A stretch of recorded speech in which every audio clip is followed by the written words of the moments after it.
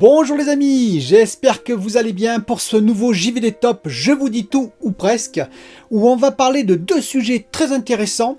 On va parler pourquoi Sony PlayStation sur la PS5 voudrait passer peut-être en 6 nanomètres. On commence à entendre cette information, donc je ne sais pas si elle est vraie, mais par contre je vais expliquer pourquoi ce serait intéressant effectivement pour la PS5 et voir pourquoi pas pour la Xbox Series X de passer en 6 nanomètres. Et on va parler aussi de Intel, et oui, Intel qui revient en force, les amis, Intel qui va peut-être même doubler TSMC d'ici 2 ou 3 ans en process, alors qu'ils avaient 4 à 5 années de retard, et je vais vous expliquer pourquoi dans ce JVD Top. A tout de suite.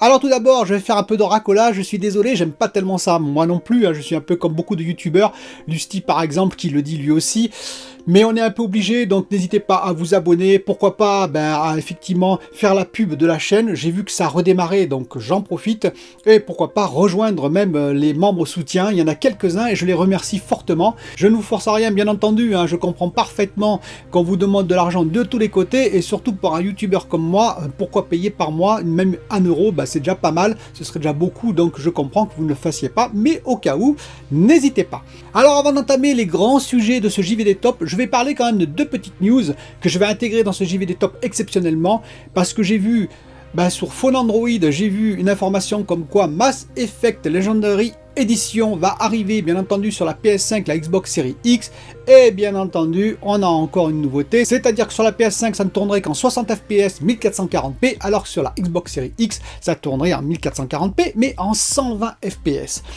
Et du coup, je sens que la polémique va renaître.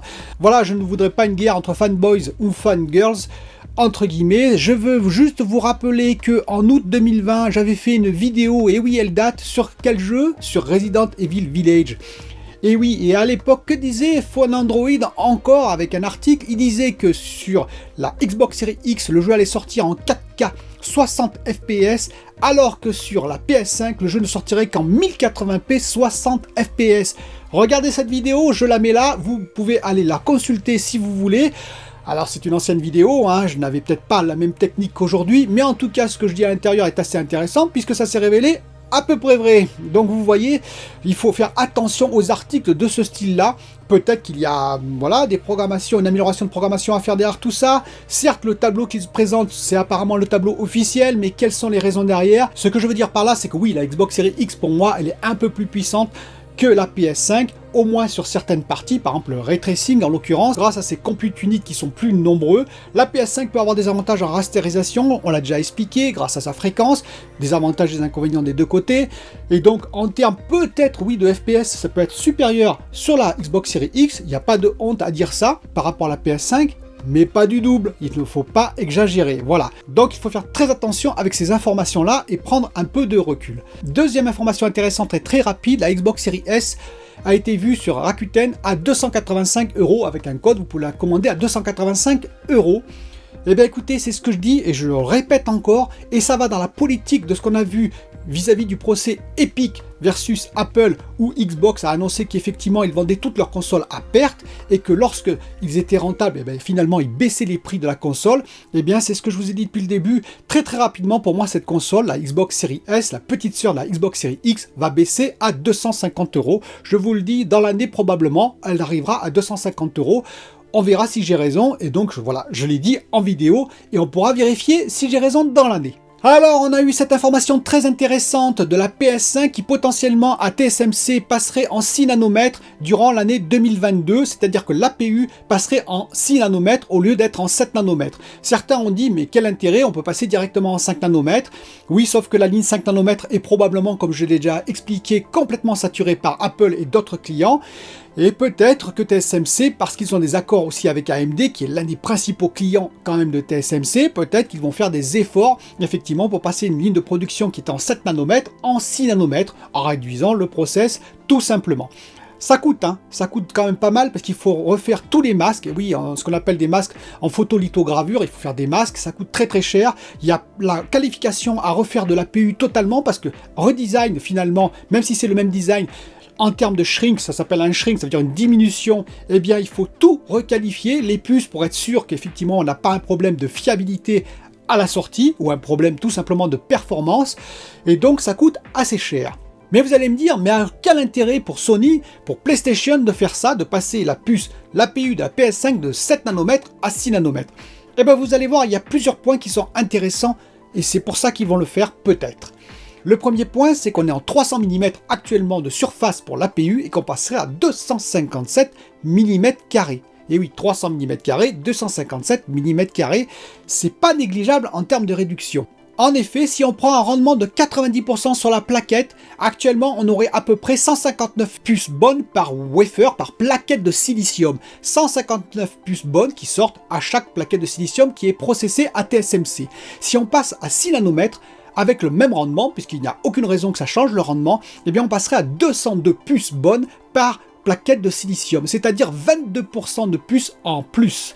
Ça veut dire que si par exemple Sony, AMD, TSMC produisaient 5 millions de puces bonnes actuellement en 7 nanomètres, eh bien ce serait 6,1 millions de puces bonnes en 6 nanomètres, c'est-à-dire plus de 1 million de PS5 supplémentaires pour le même nombre de plaquettes de silicium. Et ça, c'est déjà pas négligeable. D'autant plus que le prix, on peut imaginer que AMD et TSMC ont quand même négocié et que le prix du process 6 nanomètres ne sera pas très éloigné du prix du process 7 nanomètres. Je pense qu'il y a des accords là-dessous pour un peu compenser justement la pénurie. Si c'est le même prix, c'est 22% de réduction en termes de coût pour AMD. Donc, pour Sony, également une grosse part de réduction, peut-être les 15% que je vous citais auparavant dans la précédente vidéo. Vous imaginez le gain? Gain de productivité, gain en argent. Mais ce n'est pas fini, eh oui! On sait qu'entre 7 nanomètres et 5 nanomètres, on gagne 30% en consommation.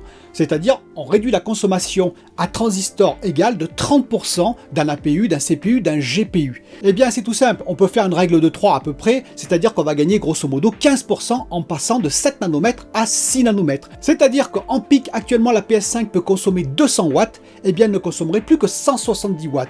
Vous pouvez trouver le gain assez faible, mais ce n'est pas négligeable. 170 watts au lieu de 200 watts, eh bien c'est toujours ça de gagner en termes de consommation, ce qui faciliterait peut-être d'ailleurs la vitesse du ventilateur serait peut-être un peu réduite, on l'entendrait encore moins. Des artefacts comme ça seraient ainsi peut-être implémentés dans le futur firmware de ces nouvelles PS5. Le dernier point qui reste à clarifier, hormis l'information est-elle vraie ou pas, eh bien c'est est-ce que Xbox Series X et peut-être la S vont subir la même réduction, c'est-à-dire vont passer en 6 nanomètres. AMD aurait tout intérêt à le faire, et même pour ses GPU et ses CPU en l'occurrence.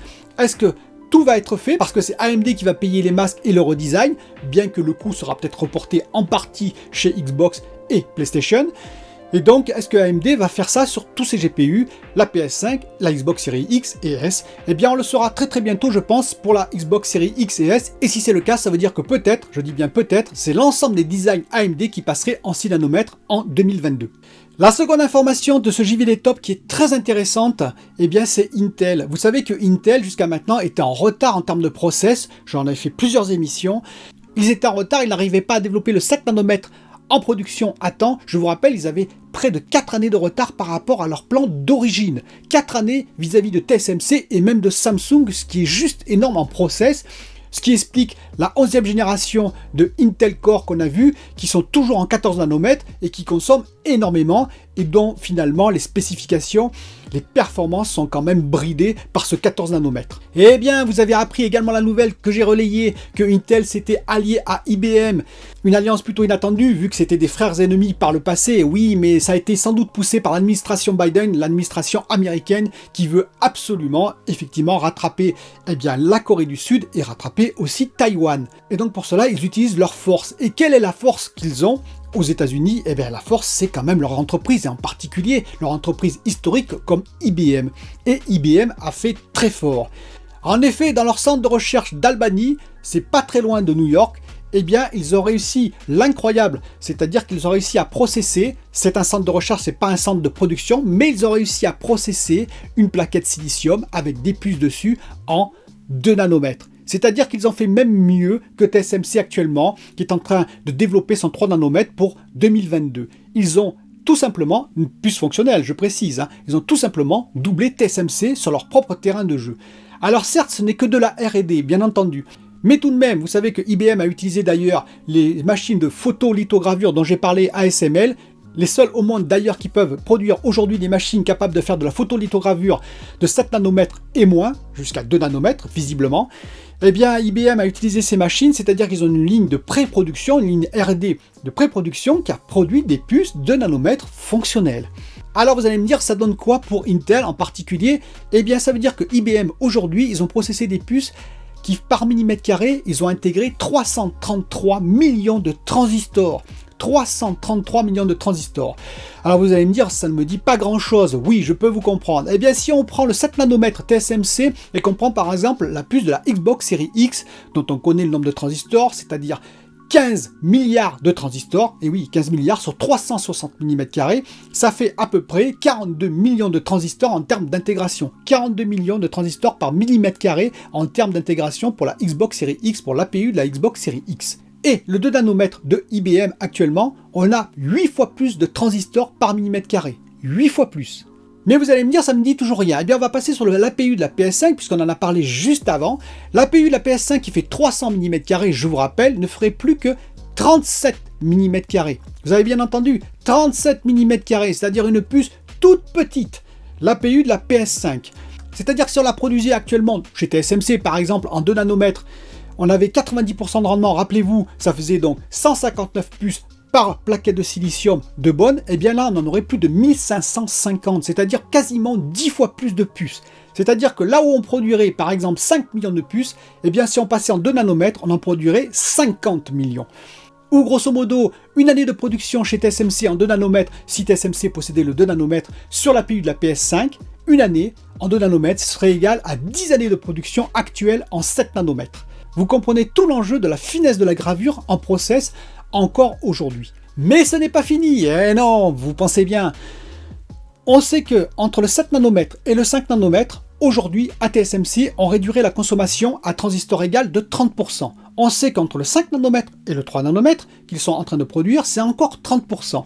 On peut imaginer qu'entre le 3 nanomètres et le 2 nanomètres, eh bien on gagnerait encore 15%. Ça veut dire quoi? Ça veut dire qu'en pic, PS5 aujourd'hui en consommation on est à 200 watts, et bien on passerait en pic à 85 watts. 85 watts pour la même PS5. Vous imaginez? C'est-à-dire que grosso modo, vous pourriez enlever le métal liquide qu'il y a sous la PS5, le caloduc, on le garderait sans doute, mais avec un radiateur beaucoup plus réduit, un ventilateur encore plus silencieux, et surtout, ça rentrerait dans l'équivalent d'une PS4 Slim. C'est-à-dire qu'une PS5, aujourd'hui quand même assez énorme, deviendrait l'équivalent d'une PS4 Slim en termes de taille.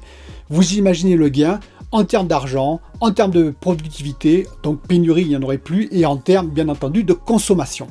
Donc Intel revient vraiment en force. Bien entendu, ils ne vont pas faire de la production de nanomètres demain, mais après-demain, c'est tout à fait possible. C'est-à-dire que dès 2023-2024, ils pourraient très bien faire du 2 nanomètres comme TSMC, et donc finalement totalement effacer le retard qu'ils avaient sur TSMC et sur Samsung.